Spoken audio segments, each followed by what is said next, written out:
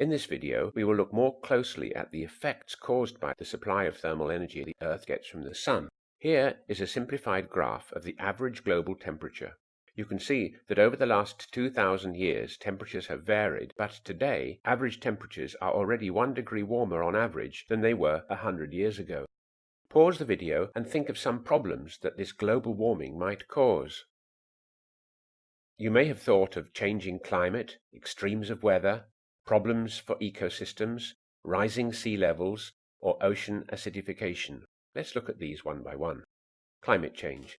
Although the greenhouse gases are causing average global temperatures to rise, there will be places, such as the northern polar regions, where the rise will be much more drastic than in other places. Some models suggest, for example, that the Gulf Stream, which keeps Western Europe relatively warm in winter, may not reach so far north. As a result of this, Northern Europe may actually get cooler as the planet warms. Patterns of rainfall will also change. Although a hotter world would have more water evaporated from the seas, this water may not rain down as it does at present. Some places will undoubtedly have more rain, causing flooding, whereas others may have less rain, causing droughts. Another consequence of temperature change is that natural ecosystems will need to adapt. We are already seeing this with European crops. Sunflowers and colza, that's rape, are replacing oats and barley. Humans can cope with this, but natural ecosystems can be badly affected.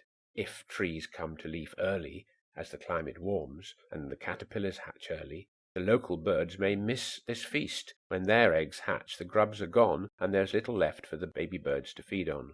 With more energy in the atmosphere, we will see extremes of weather.